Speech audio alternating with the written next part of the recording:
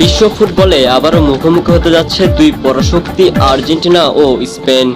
বহুল প্রতীক্ষিত ফিনালিসিমো ম্যাচকে ঘিরে ইতিমধ্যেই ফুটবল প্রেমীদের মধ্যে তৈরি হয়েছে তীব্র উত্তেজনা। কারণ এই ম্যাচটি শুধু একটি শিরোপা লড়াই নয়, এর সঙ্গে জড়িয়ে আছে সম্মান, আধিপত্য এবং প্রতিশোধের গল্প।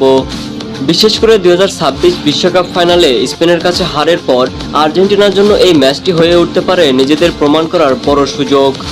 অন্যদিকে স্পেন চাইবে এই জয়ের ধারাবাহিকতা ধরে রেখে আবারও দেখাতে কেন তারা বর্তমান সময়ের অন্যতম সেরা দল। এটি এমন একটি মর্যাদাপূর্ণ আন্তঃমহাদেশীয় লড়াই যেখানে মুখোমুখি হয় কোপা আমেরিকার বর্তমান চ্যাম্পিয়ন এবং ইউরোপিয়ান চ্যাম্পিয়নশিপের বিজয়ী দল। কনমেবল ও ইউএফার যৌথ উদ্যোগে আয়োজিত এই ম্যাচকে অনেকেই ইন্টারকন্টিনেন্টাল সুপার কাপ বলেও উল্লেখ করেন।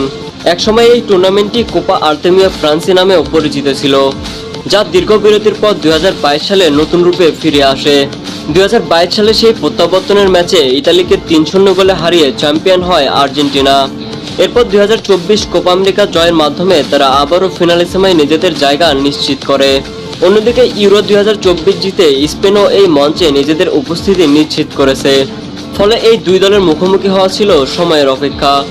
প্রথম দিকে পরিকল্পনা ছিল 2026 সালের মার্চে কাতারের লুসাইল স্টেডিয়ামে ম্যাচটি আয়োজন করার, কিন্তু নিরাপত্তাজনিত বিষয় ও আন্তর্জাতিক সূচির জটিলতার কারণে এই পরিকল্পনাটি বাতিল হয়ে যায়। এর মধ্যে ভাগ্যের খেলায় দুই দল বিশ্বকাপ ফাইনালে একে অপরের মুখোমুখি হয়, যেখানে স্পেন জয় পেয়ে বিশ্ব চ্যাম্পিয়ন হয়। সেই প্রেক্ষাপটেই এবারে ফিনালিসিমা ম্যাচটি হয়ে উঠেছে আরও বেশি তাৎপর্যপূর্ণ। এটি একদিকে যেমন বিশ্বকাপ ফাইনালের পুনরাবৃত্তি, তেমনি আর্জেন্টিনার জন্য এটি সম্মান ফিরে পাওয়ার বড় মঞ্চ। তবে এখন সবচেয়ে বড় প্রশ্ন, কবে অনুষ্ঠিত হবে এই হাই ভোল্টেজ ম্যাচ। 2026 সালের শেষ দিকে ফিফার আন্তর্জাতিক সূচিতে দুইটি উইন্ডো এখনও খালি রয়েছে। একটি সেপ্টেম্বরের শেষ ভাগ থেকে অক্টোবরের শুরু পর্যন্ত, আরেকটি নভেম্বরের মাঝামাঝি সময়ে। সব দিক বিবেচনা করে আয়োজক সংস্থাগুলো নভেম্বরের উইন্ডোকে সবচেয়ে উপযুক্ত সময় হিসেবে দেখছে। তবে এখন পর্যন্ত ম্যাচের নির্দিষ্ট তারিখ, ভেন্যু বা আনুষ্ঠানিক ঘোষণা আসেনি, কিন্তু ম্যাচের সময়সূচি নির্ধারিত হওয়ার সঙ্গে সঙ্গে আমাদের চ্যানেলে আপডেট জানিয়ে দেওয়া হবে।